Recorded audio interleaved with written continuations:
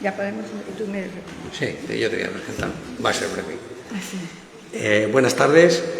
Muchas gracias por vuestra presencia en la conferencia. Y lo primero de todo que tengo que hacer es agradecer pues, al Ayuntamiento de Alcázar de San Juan y al Patronato Municipal de Cultura, pues, que siempre se brinda a ayudarnos, que nos ofrece sus medios, su personal, y sin estos medios, pues lógicamente no podríamos organizar este tipo de eventos, con lo cual pues se lo agradecemos. También quiero disculpar a la concejal de Cultura, que nos ha comunicado que tenía otros actos y no podía venir. En su representación han venido los responsables del Patronato Municipal, que se lo agradecemos también, y también disculpar la ausencia de nuestro presidente, Juan Bautista Mata, que se encuentra haciendo el Camino de Santiago. Así que le damos la venia para que pida por nosotros. Bueno, no exagero nada si digo que Manuela Sáez González es la mayor experta mundial en la familia Lemos. Lleva más de 40 años estudiando la vida de la familia Lemos y es una experta reconocida mundialmente, sobre todo en Italia, donde tiene pues casi su asentamiento y recorre las universidades estudiando y es allí muy reconocida. Manuela Sáez es monfortina de nacimiento, es doctora en Geografía e Historia en la sección de Historia del Arte y en la Facultad de Geografía de la Universidad Complutense de Madrid desde 1989. Es una experta en platería y en los plateros gallegos, pero donde tiene verdadero prestigio, ya digo, es en la Casa Lemos y concretamente en la figura de don Pedro Fernández de Castro y Andrade, que es el 7º conde de Lemos, 4º marqués de Sarria, 6º conde de Villalba, 5º conde de Andrade y es grande de España de primera clase. Ha escrito, entre otras muchísimas obras, sobre todo de platería y joyeros gallegos, que es su especialidad, y hizo sus tesis, una biografía y además de un montón de obras de otro tipo, capítulos de libros, artículos, infinidad. Si estuviéramos relatándolos no acabábamos en toda la tarde. Pero vamos, lo fundamental es que acaba de terminar, de publicar, la vida y obra del 7º conde de Lemos, don Pedro Fernández de Castro, en dos volúmenes monstruosos, que contienen documentación que yo creo que no tiene nadie en el mundo nada más que ella. Bueno, el 7º conde, que es el objeto de esta charla, fue una persona relevante de su época. Fue político, escritor, coleccionista de arte y nosotros lo conocemos más, ella lo conoce por muchas más cosas, porque fue mecenas de Miguel de Cervantes Saavedra y de otros escritores del siglo de oro de España y de afincados en América también. Hoy en la conferencia nos va a poner de manifiesto pues, algunos aspectos muy importantes de la vida del conde de Lemos, y nos hablará de estos escritores que en su época pues, le dedicaron sus obras. Como hemos dicho antes, la visita de Manuela pues, es un placer verdadero y además enaltece a la Sociedad Cervantina de Alcázar en particular y a Alcázar de San Juan en general con su visita, porque tenemos a una persona fundamental en la historia del conde de Lemos. Así que es momento de darle la palabra y que nos cuente. Se nota que es amigo, por sus alabanzas. Bueno, el conde de Lemos fue un personaje muy interesado. Le vamos a poner ahí, eso es. Muy interesado en la cultura ya desde niño. Eso yo creo que se lo debe a su madre. Su madre, la 6ª condesa de Lemos, era una mujer muy culta y también una gran política, que cuando muere su marido, estando de virreyes en Nápoles y regresa a Madrid, estuvo al lado de su hermano, el duque de Lerma, y yo creo que la asesoraba muy bien, porque ya la asesoraba a su marido en política cuando estaba en Monforte. Ella cuando son nombrados, cuando muere el sexto conde de Lemos, y él recibe el título de sexto conde de Lemos, cuando muere el quinto y él recibe el título de sexto conde de Lemos, se van a vivir a Galicia. Ya estaban, voy a hacer una aclaración, de su nacimiento, siempre se dijo que se había nacido en Madrid, que se había nacido en Monforte, el séptimo conde me refiero, y yo digo que ha nacido en Lugo, ya distinto de todos. Se sabía que era en Galicia, eso sí, estaban de acuerdo los historiadores que había sido en Galicia, pero claro, al ser conde de Lemos, pues en Monforte de Lemos, pero cuando él nace, el padre y la madre, claro, todavía no habían sido, vivía el quinto conde, el abuelo del séptimo vivía, y entonces no pudo haber nacido en Monforte. Tenían ya ellos casa en Lugo y no la tenían en Monforte, porque él no pudo haber nacido en Monforte porque se llevaba muy mal con la madrastra. Entonces, seguro que nació en la casa que los padres tenían en Lugo, porque sabemos que al año siguiente, eso sí tenemos noticias, que en el año siguiente de su nacimiento, él nació en el 76 y en el año del 77 sí se nombra que viven en Lugo. Bueno, eso es una parte.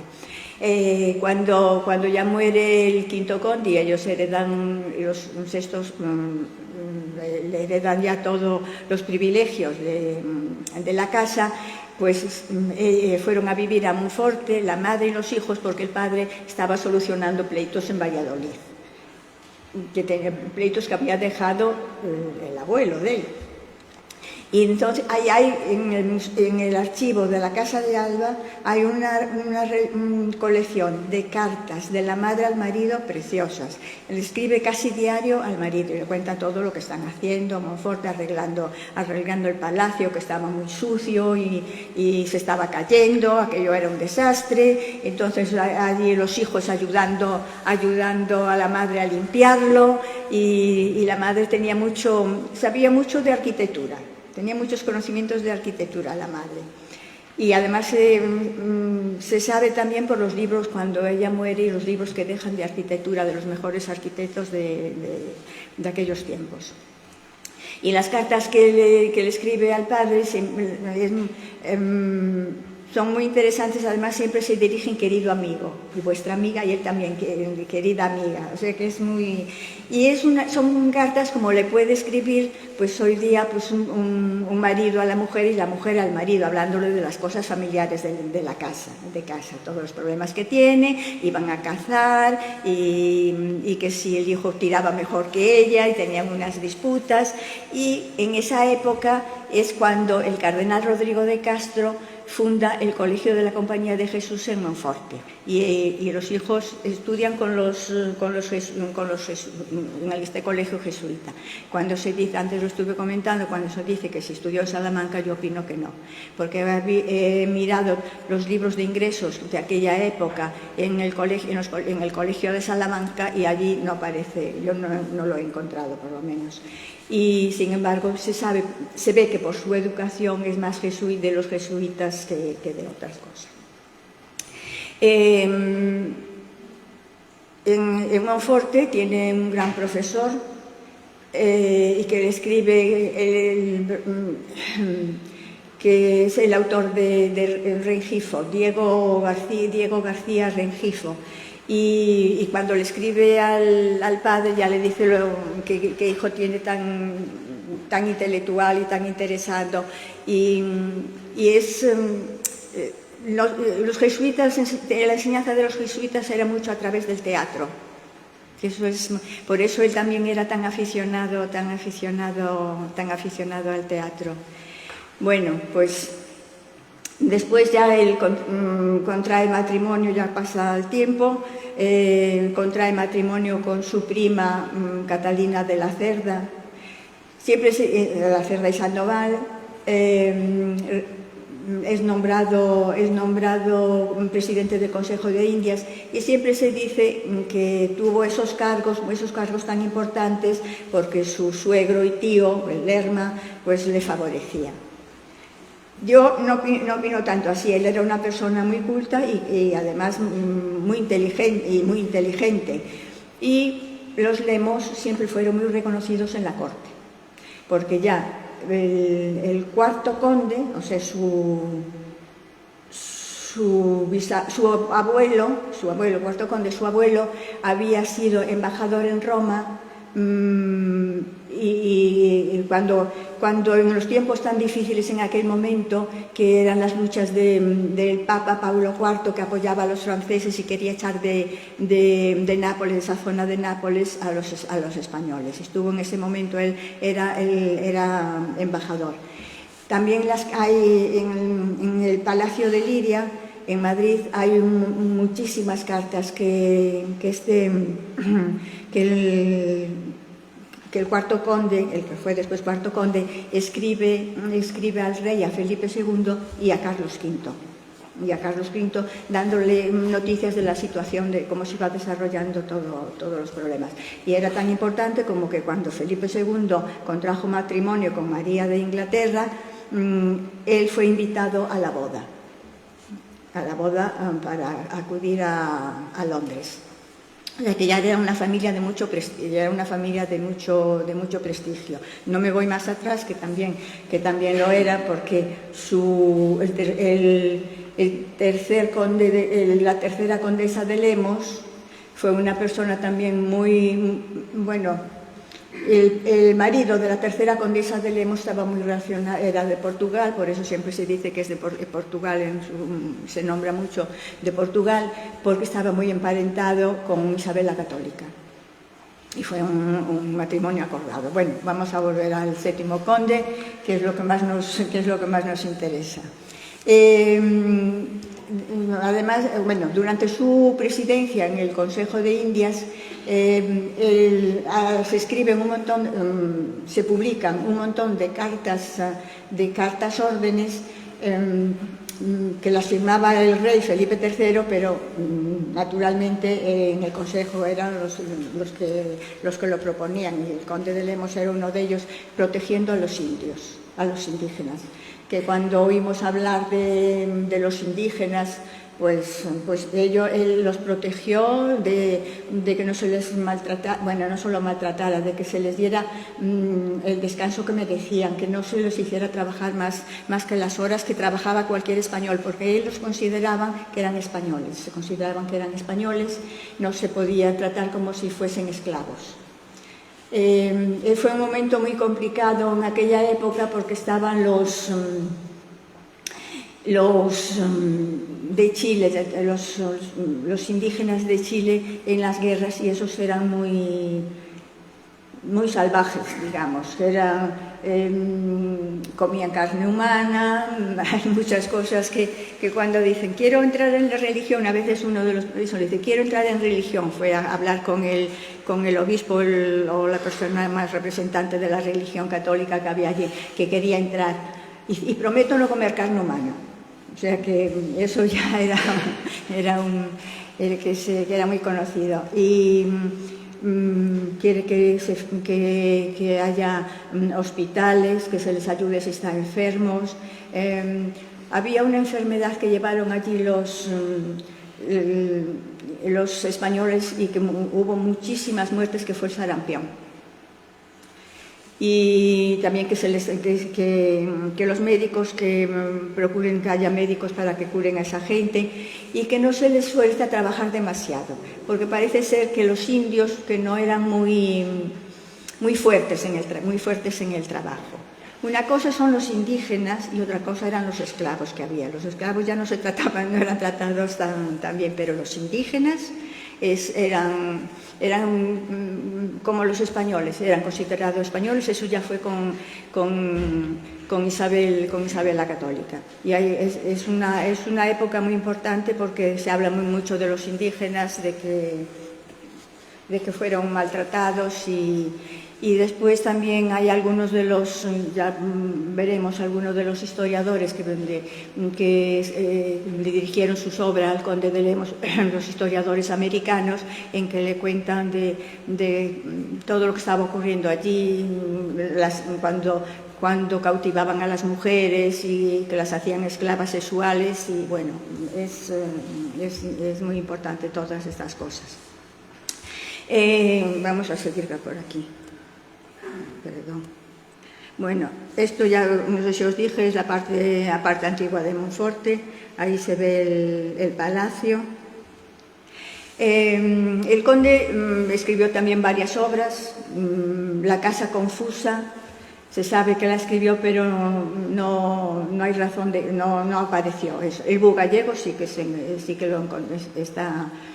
puede leer, hay una copia, además de que hay muchas impresas, hay copia en la Biblioteca Nacional. Y después unas glosas, estas son unas glosas, no sé si lo verán muy bien, que yo encontré en el archivo de las Clarisas de Monforte. Son unas glosas que él le dirige al príncipe Felipe, el que fue después Felipe IV, que de un soneto, bueno, que él había escrito diciendo que la princesa Isabel de Borbón, que no se dejaba besar. Entonces él escribe y el conde le contesta a lo que él había escrito. Y son como 4 o 5, ya no me acuerdo, son 4 o 5 ejemplares que él va corrigiendo, va haciendo correcciones. Bueno, eso dice aquí: nos dado vuestra Alteza las primeras flores de su ingenio en una décima llena de misterios. Logren ocasión tan amena los poetas y vengan musas mejores a filosofar. Sobre esta esperanza yo he comenzado la obligación común con una glosa y harto peligro de escurecer tanta hermosura de afectos y primores tempranos. Si bien glosar no es otra cosa que declarar el texto. Sírvase vuestra Alteza de mandármelo, y ansí lo que por dicha parecerá temeridad es obediencia, y esto me basta para quedar ufano en mis errores, y vuestra Alteza no se arrepienta de ver en su persona lo que el vulgar juicio desdeña por cosa indigna de tan grandes príncipes, que el hacer versos es dignidad en la naturaleza. Parece ser que todos criticaban al príncipe por dedicarse a hacer versos. Otra obra pequeña que se conserva es este soneto que está musicalizado, y está musicalizado por Trapacci. Y después tengo aquí los amigos, mecenas y amigos que fueron de los literatos españoles que fueron amigos del conde de Lemos. Tenemos a Lope de Vega, a los hermanos Argensola, a Bartolomé, que fue el que escribió La conquista de las Islas Molucas. Este lo escribió, que fue el conde de Lemos el que le pidió que se hiciera. Luis de Góngora, aquí hay unos versos a Monforte. El de Luis de Góngora estuvo en Monforte cuando en 1609 él pasó una temporada en Monforte antes de partir para Nápoles, el conde. Dice: llegué a este monte fuerte coronado de torres con vecinas a los cielos, cuna siempre real de tus abuelos, del reino escudo y silla de tu estado. García Barrionuevo escribió el Panegírico. El Panegírico es un libro que está dedicado a toda la obra que él hizo en Nápoles, y se le había criticado mucho porque decían que eso era una alabanza a lo que había hecho. Y él, en la carta que él escribe, una carta que él escribe desde Nápoles a su madre, le dice que ya le habían propuesto escribir un panegírico, pero él había consultado con su mujer y habían decidido no escribirlo porque a veces las alabanzas son perjudiciales. Pero más tarde da la autorización para que se escriban, porque decía que iban en contra de la Casa de Lemos, todos sus adversarios políticos, y él eso no lo podía permitir. E incluso cuando fue Osuna a Nápoles de virrey, pues hay un escritor que era amigo de Osuna y escribe en contra del panegírico, que le dice que se dedica más a leer libros de caballerías, haciendo mención a Cervantes como despreciándolo, en vez de leer cosas de historia. Después tenemos a Francisco de Quevedo, que también le dedicó El sueño de las calaveras, el alguacilado. Esto lo escribió Quevedo antes del conde irse a Nápoles. porque ya cuando estaba en Nápoles y después regresó a España, Quevedo se fue de secretario del duque de Osuna, y Osuna estaba muy en contra de Lemos porque quería venirse, cuando quería regresar a España, estaban en contra del conde de Lemos, e incluso mandaban regalos a la corte para sobornar a los consejeros. Mandar regalos, eso está en la Biblioteca Nacional, cuando se habla de Uceda, que estaba preso, y todo el juicio que se le forma a Uceda, sale todo esto, que él mandaba obras de plata a Uceda para comprar, y con ellas hacían regalos y compraban a los consejeros. Que, por cierto, cuando el conde regresa a España, ya de presidente del Consejo de Italia, las cosas ya no iban bien, porque ellos ya se habían apoderado mucho tenía mucha fuerza allí. Uceda ya enseguida es nombrado ocupar el cargo de su padre. Y después también tenemos a Diego de Arce, que era Fray Diego de Arce, se fue con él a Nápoles. Era un escritor y era un gran coleccionista de libros. Cuando él muere en Italia antes de volver el conde de Lemos, y le deja toda su biblioteca al conde de Lemos. Dice que es lo que él más ama, los libros se lo deja, y él era su hijo amado. El conde de Lemos era su hijo amado, y tiene una colección de libros muy, muy importante, y se la deja completa al conde de Lemos. Y después tenemos a Mira de Mescua y también a María de Zayas. De María de Zayas he encontrado mucha documentación interesante. María de Zayas fue la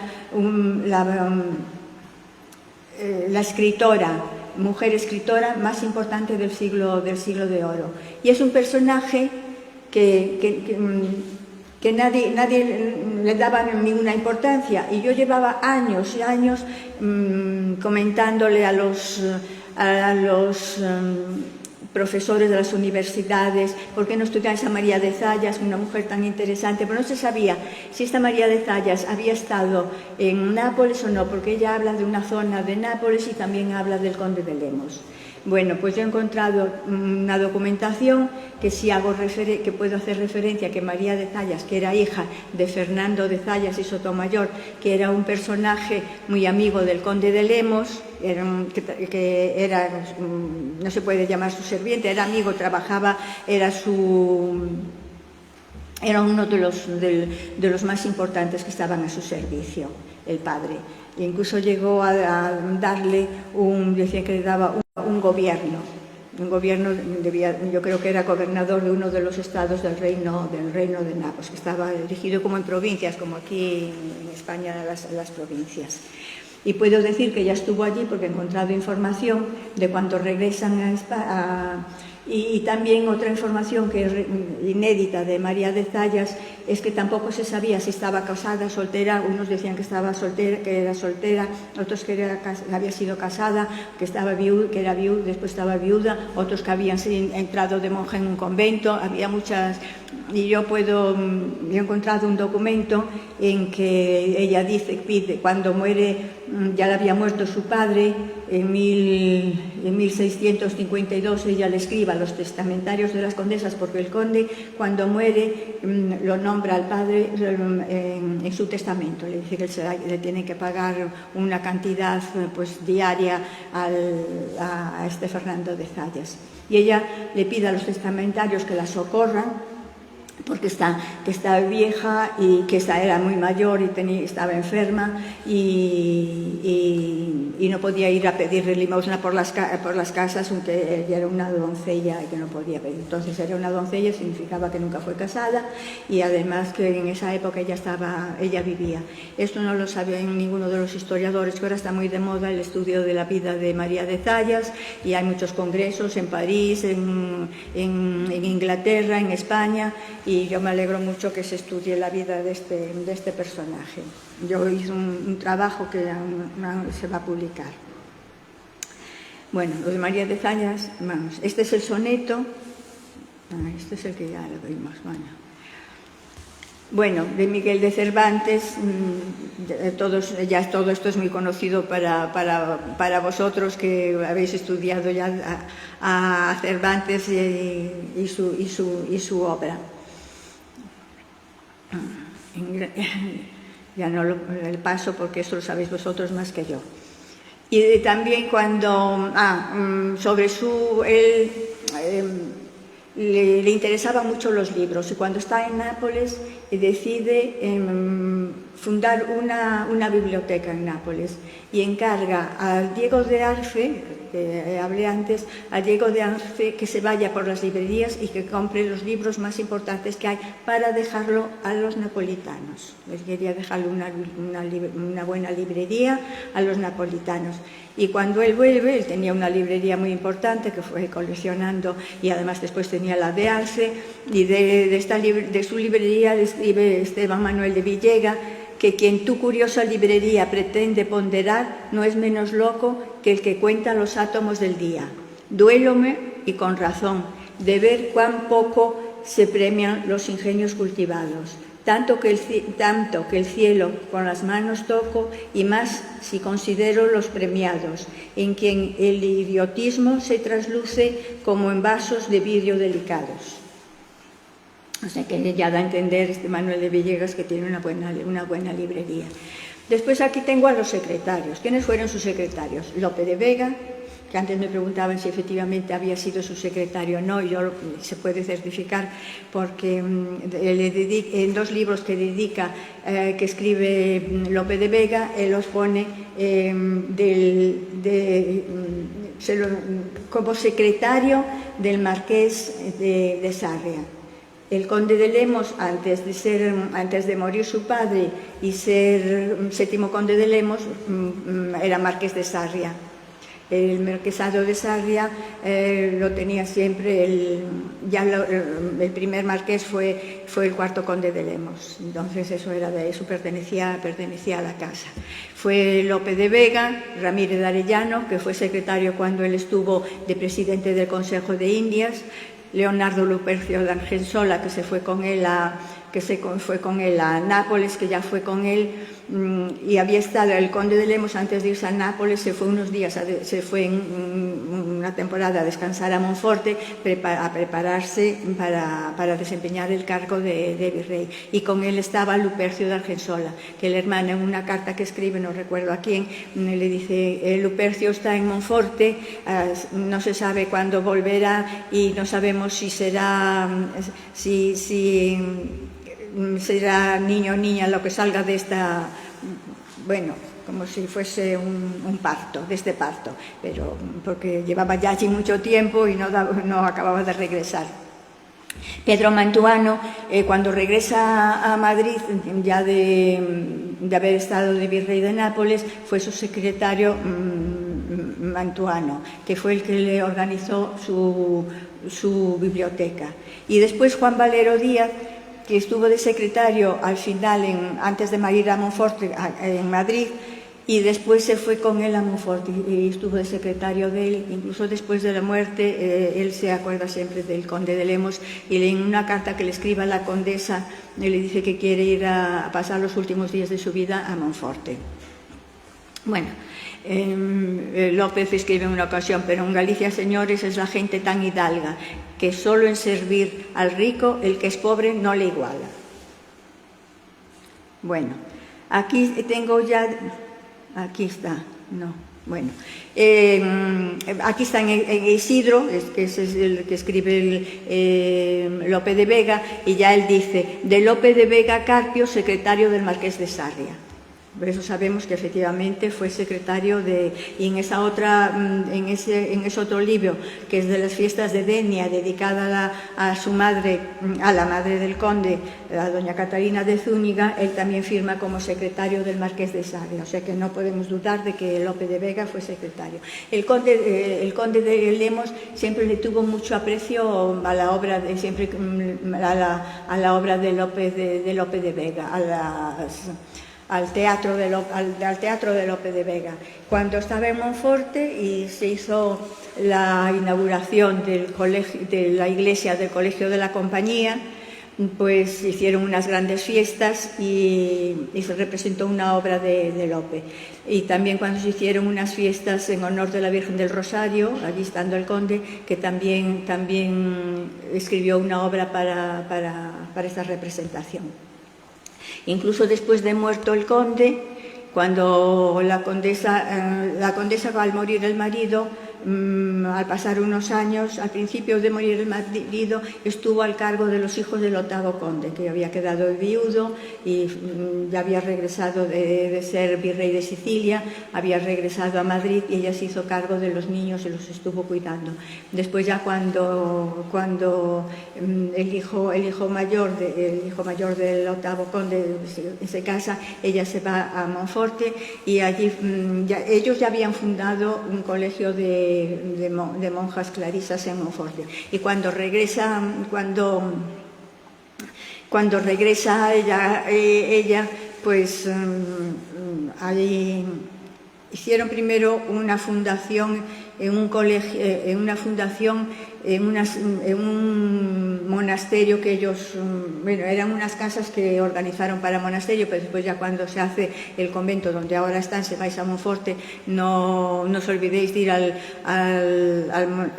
museo de las monjas clarisas, porque es un museo que el 90 y tantos % es de obras italianas que el conde, por ejemplo, la escultura la mandó a hacer porque pensaban ya hacer esta fundación, y también pidieron autorización al Papa para traerse parte de las reliquias que había en el reino de Nápoles, pensando llevarlas al convento y ya tener los bustos relicarios preparados para esas reliquias.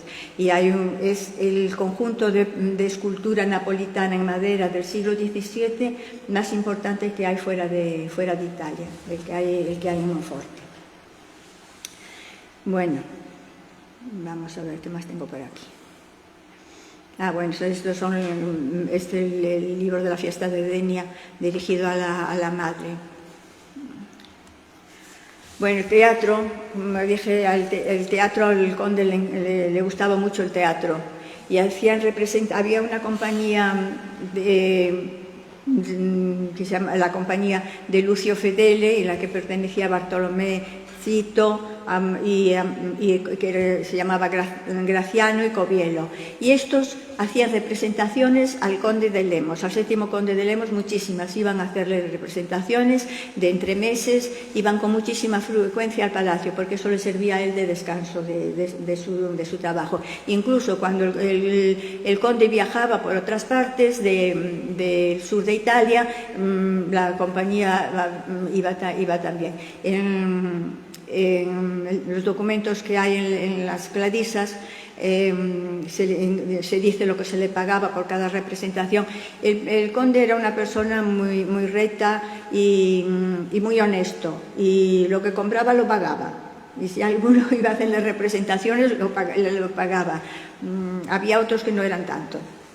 Otro que pertenecía a esa compañía era Agustín Velázquez, que le llamaban el Pícaro, y este fue después, parece ser que era un militar, un viejo militar allí, bueno, viejo no era, militar, y que después él perteneció a la servidumbre del conde de Lemos. Incluso se va con él a Monforte, y allí le escribe en una ocasión, el conde no estaba en Monforte, y le escribe uno de sus servidores y le cuenta de Agustín Velázquez, que seguía teniendo la idea de pertenecer a un teatro. Le dice: el sagaz Agustinillo hace cada noche el papel de San Jorge, porque se pone coraza, un casco, rodela y estoque largo sin camisa, y de esta manera baja anocheciendo al Arrabal. Arrabal era una zona fuera de Monfort, del interior de Monfort en aquella época. Arrabal, con 3 amigos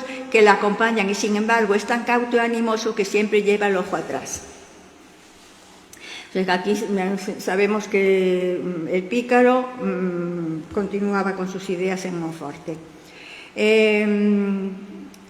Bueno, estos son dedicatorias, agasajos que se hicieron cuando él estuvo en Nápoles. Se hicieron grandes fiestas, por ejemplo, al general de la Mar, al cardenal Aldobrandini, al duque de Osuna. El duque de Osuna, cuando se fue para ser virrey de Sicilia, pasó una gran temporada en Monforte. No sé lo que pasó porque después se llevaban muy mal. Y al príncipe de Francia. Vamos a ver aquí. Después están los literatos, la literatura americana, que la han dedicado al séptimo conde de Lemos. Hay autores mexicanos y otros que se la dedican del Perú. De México tenemos Baltasar Echave Orio, Hernando Ojea y Bernardo Balbuena. Todos ellos... Baltasar Echave Orio se dedicó una obra que hace referencia a que el conde de Lemos le protegiese la lengua vasca. Ahora que estamos con todo ese lío de los idiomas, ¿sabes? Estaba con todo ese lío, pues él le escribe una carta al conde que le pone la lengua vasca bajo su protección y que la proteja, que según él fue la primera lengua que se habló en España, y incluso le da referencias de palabras de ríos y de pueblos que había en Galicia que venían de procedencia vasca, o sea que él y después Hernando de Ojea es que hace, a lo mejor está por aquí. Bueno, este es de Orio. El discurso de la antigüedad, aquí está, de la lengua cántabra vascongada, y él en su libro pone el escudo de Lemos y su escudo. El escudo de él está con un lápiz y una pluma. Bueno, con un pincel y una pluma, porque él también era escritor. Este es el de Orio, que este personaje hace este mapa de Galicia que se lo dedica al conde de Lemos, y también la historia del apóstol Santiago. Dentro de los mexicanos también está Bernardo de Balbuena, que le dedica grandezas mexicanas. Y también este otro que le dedica de las selvas de Erífile, del doctor Bernardo de Balbuena. Y esta otra de Bernardo de Balbuena está dedicada al hermano, cuando ya tenía el título había muerto ya el séptimo conde y él es el octavo conde, y aunque la empezó a escribir dedicándosela al séptimo conde, pues no la publica hasta ya después de su muerte, y dice, después del Miño, el Miño es un río de allí de Galicia, el cristalino curso con que busca el mar, y en su ribera Lugo y su muralla, y en el concurso de Roma la labró y conserva entera, y en sus calientes baños el recurso de la humana salud, que aún persevera el muro argamasado y ricas fermas, de que cargaron sus riberas yermas. Y después también hay de Chile, en González de Nájera, que cuando regresó a España para dar cuenta de todo lo que ocurría en Chile, y que le cuenta de lo que estaban sufriendo los soldados españoles allí, que no tenían suficiente apoyo, que iban los indígenas de Chile y en una ocasión mataron a muchísimos y hicieron prisioneras a muchas mujeres. Pero hay mucho escrito sobre las mujeres que hicieron prisioneras, porque, como dije antes, las hacían prisioneras, abusaban sexualmente de ellas, las tenían las tenían de esclavas, sin ropa, con unos harapos, con el frío que hacía, y después, cuando las fueron a rescatar, pues muchas de ellas estaban tan avergonzadas de que las viesen como estaban cuando ellas habían sido señoras importantes, que algunas de ellas no quisieron ni regresar con los que las rescataba, porque se avergonzaban de que las viesen así, y que muchas de ellas tenían hijos, pues, que habían tenido hijos con los nativos, y no querían que las vieran en aquellas condiciones. Y cuando llegó a España pensando decirle todo lo que estaba ocurriendo, pues no le dieron, y que había que solucionar muchos problemas, pues no le hicieron mucho caso, y había escrito un libro de los desengaños grande, pero después lo resumió y se lo dedicó al conde de Lemos, y al final lo terminó de escribir en 1614 en Porto Hércole, que era en una zona de la Toscana, y que era gobernador. Porto Hércole fue donde se dice que murió, ahora no me va a salir. Bueno, el pintor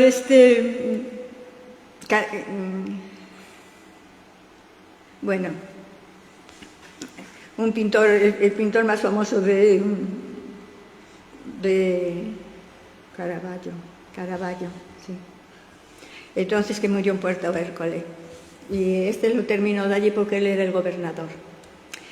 Bueno, es de la conquista de las Islas Molucas, que el conde mandó hacer a Bartolomé de Argensola.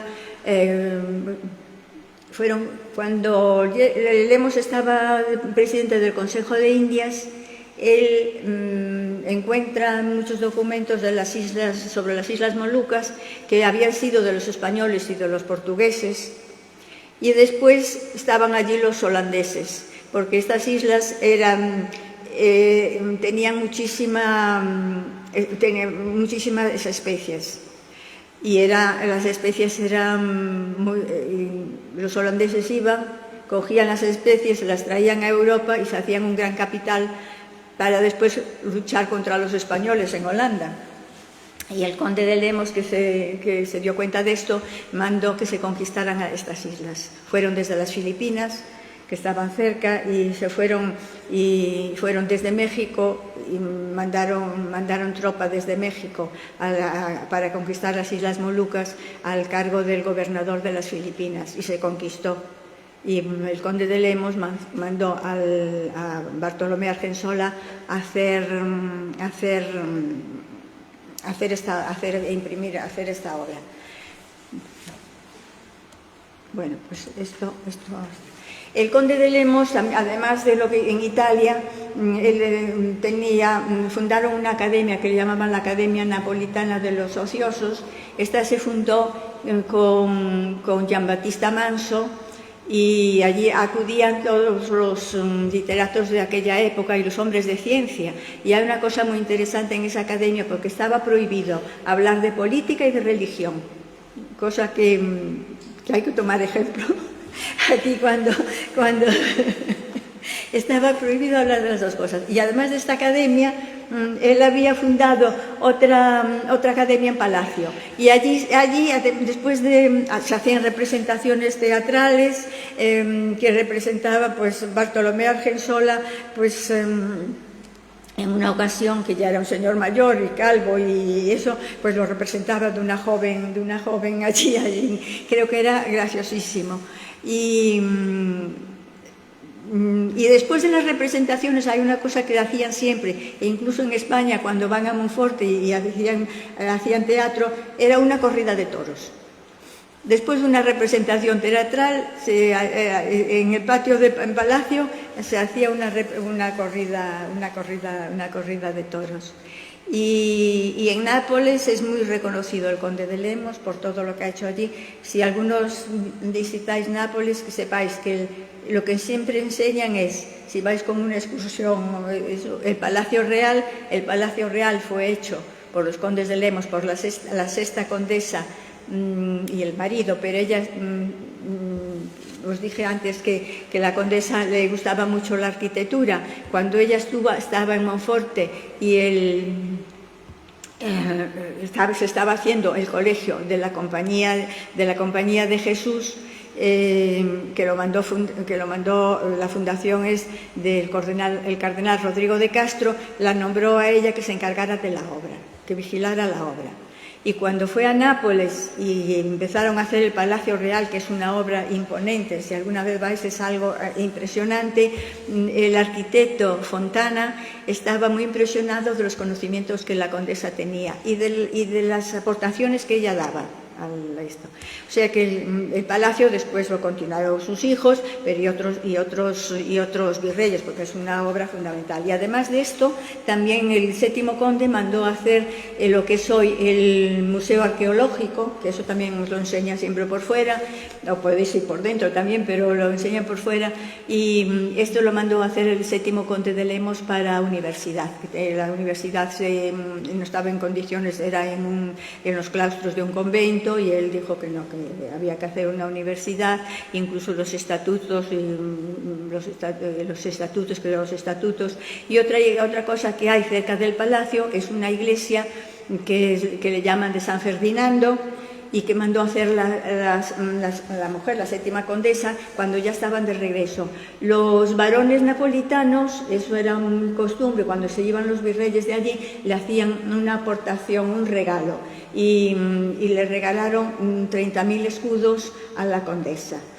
Ellos en principio pensaron no aceptarlo, pero no los quisieron despreciar, y cuando llegaron a España decidieron, ya era muerto después el conde y además ya lo habían hablado, de hacer para el colegio de los jesuitas, de un nuevo colegio de jesuitas, y hacer esta iglesia con ese dinero.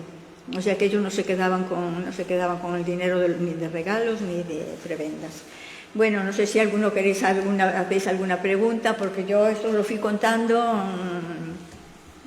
como me fue pareciendo. Venga, animaros. ¿Alguno que quiera saber algo?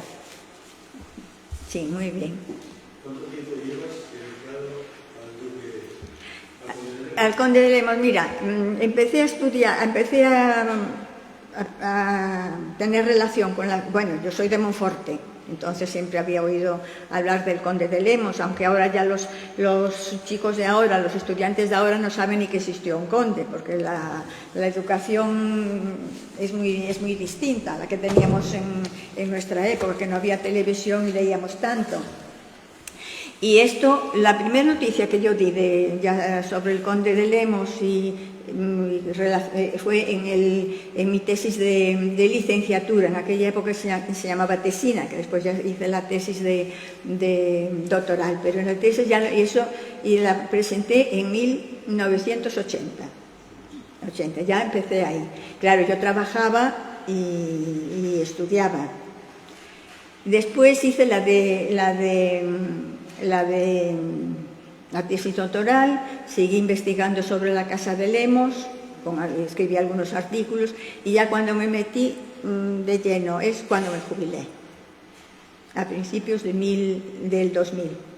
Y desde aquella ya estoy solo trabajando en Lemos, en la Casa de Lemos. He estado catalogando el inventario del convento de las Clarisas, donde fue la condesa, fundada por los condes de Lemos en 1622, antes de morir el conde. Fueron unas monjas que venían de Lerma y fundaron el convento.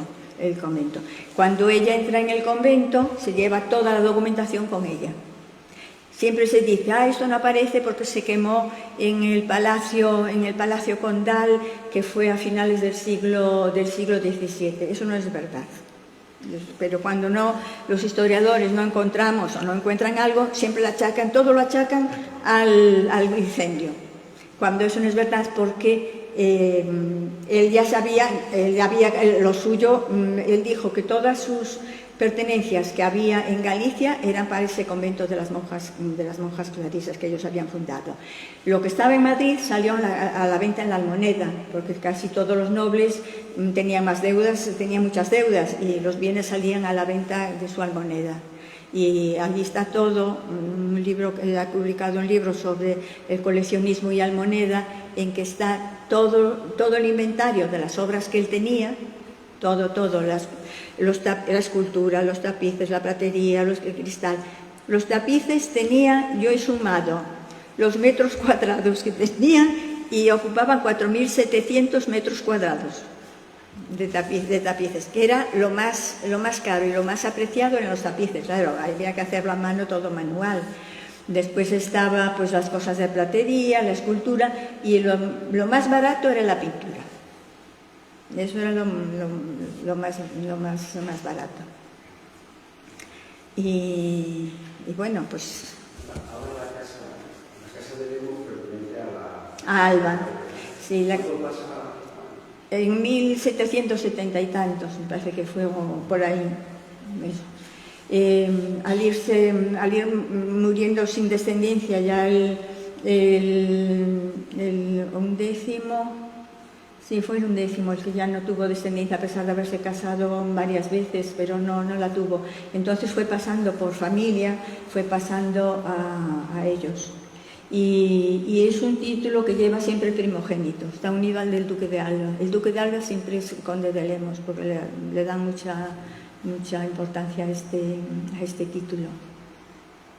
Y ahí yo también he ido muchísimo al archivo de ellos, pero mucho, ya desde que empecé con la tesina, ya iba yo a ese archivo, porque tiene muchísimo, y también en la Biblioteca Nacional, en el Archivo Histórico Nacional también, pues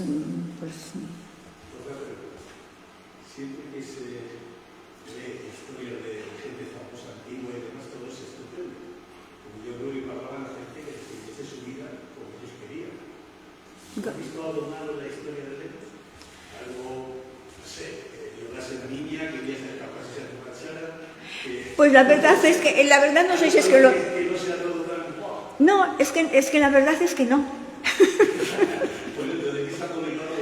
No, es que no he leído nada malo. Bueno, malo de gente que le tiene envidia, como era Osuna.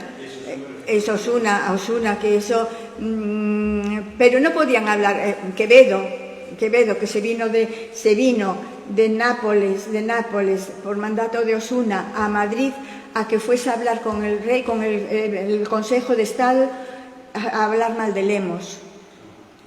Pero claro, Osuna es que estaba metido en la compra del Consejo, y además hacía el corso, que estaba prohibido que los virreyes hicieran el corso, que iban de corsarios con sus barcos y los capturaban, y después en algunas ocasiones le manda dinero a Uceda y le dice: la mitad para ti, la mitad para mí. O sea que tampoco... Era una persona muy religiosa, y en las cartas que le escribe a su madre se lo dice a la hora que se levanta, a la hora que se acuesta, y que oye misa todos los días. Bueno, y cuando él llega allí dice que había algunos que no estaban, porque cuando llega a Nápoles, el de virrey pues tenía el consejo digamos que era como un consejo de Estado, no era un consejo, tenía que darle la aprobación, y parece que algunos no estaban muy de acuerdo, y entonces dice que los reunió los fue con ellos parece que era el Duomo, y los reunía allí. Soltéles todo el trapo de mi saber y dejélos aturdidos y todos firmaron. O sea que era una pregunta te voy a hacer. Sí. Tú cuando vas a Nápoles, ¿se conserva allí mucha documentación del conde? Se conserva bastante en la Biblioteca Nacional, y en el Archivo Histórico Nacional también se conserva. Y después también están los protocolos notariales, que yo he encontrado mucha cosa.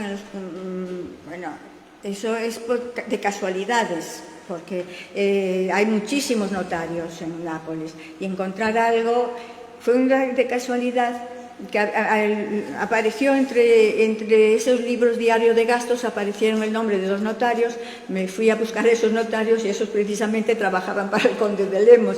Entonces encontré el testamento del conde, el testamento de Argensola, que también muere en Nápoles.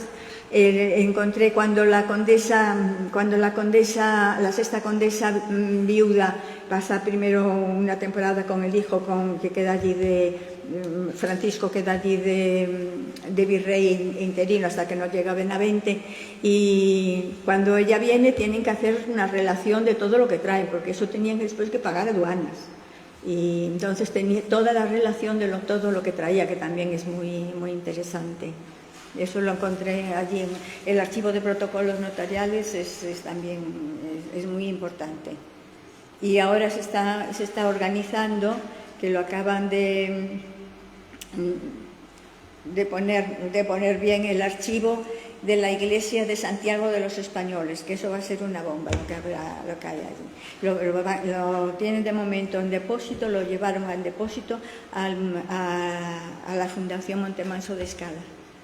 Eso es importantísimo, porque era España. Eso siempre se dice, estaba en muy malas condiciones, se está cayendo, es una iglesia maravillosa, se está cayendo, y pues no se sabía si era de los italianos, si era del gobierno español. Eso es un lío, siempre es un lío. Ahora han tenido algunas ha tenido restauración allí. ¿Alguien quiere alguna cosita más? Pues yo creo que le vamos a dar un aplauso fuerte, ¿no?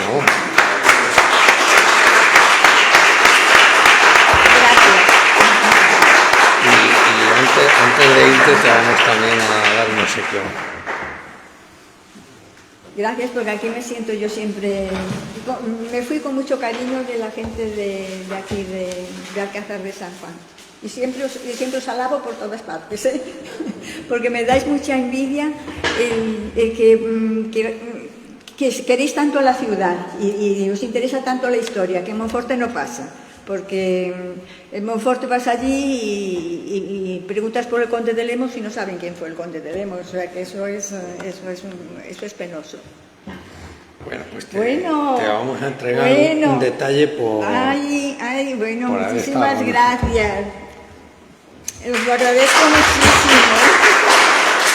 Bueno. Okay. Muchísimas gracias, ¿eh? Bueno. Venga. Venga, que nos vamos a hacer una foto con el... Sí. Espera, que nos vamos a salir por aquí. Nos ponemos aquí delante. Yo me llevo esto. Sí. Ven por aquí. Ahora te lo...